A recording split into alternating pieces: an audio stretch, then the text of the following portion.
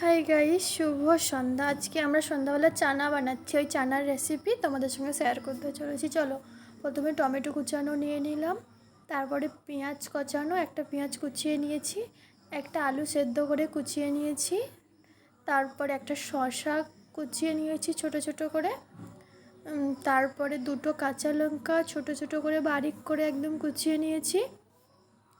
এবার যারা লঙ্কা খেতে পছন্দ করো তারা একটা জায়গায় 4-5টা লঙ্কা খেতেই পারো, কিন্তু আমরা লঙ্কা অতটা ঝাল খাই না, তো ওই জন্য দুটো কাঁচা লঙ্কাই দিয়েছি।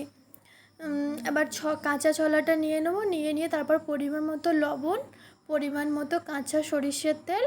আবার যারা লেবু খেতে পছন্দ করো তারা হালকা করে লেবুও দিতে পারো। আমরা লেবুটা দিইনি, কাঁচা সরিষের তেল দিয়েছি আর লবণ দিয়েছি। এবার মশলা দেবো, আমচুর পাউডার আর চাট মশলা মিশিয়ে নিয়েছি, নিয়ে ওটা অল্প অল্প করে ছড়িয়ে দিলাম। এবার যারা আমচুর পাউডার খেতে পছন্দ করো না তারা নাই বা দিতে পারো। এবার আমি একটা চামচে করে হালকা হালকা করে ওটাকে মেশাতে হবে, ভালো করে মিক্সড করতে হবে, কারণ ওই ছোলার সঙ্গে আর পেঁয়াজ কাঁচা লঙ্কা আলুর সঙ্গে মশলাটা ভালো করে মিশে যেন যায়, ভালো করে মেশাতে হবে। হালকা হালকা করে নেড়ে নিলাম। এবার আমি আমার মতো চানাটা বানালাম। এবার অনেকে আছে অন্য রকম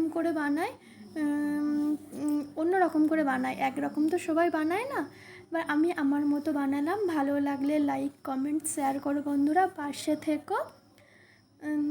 আমি এবারে চানাটা বানিয়ে নিলাম, নিয়ে এবারে আমি একটু টেস্ট করে দেখবো চানাটা কেমন হয়েছে। আমি এবার চানাটা টেস্ট করে দেখলাম, ভালোই হয়েছে। চলো, তোমরা ভালো লাগলে লাইক কমেন্ট শেয়ার করো। পরের ব্লগে দেখা হচ্ছে। বাই।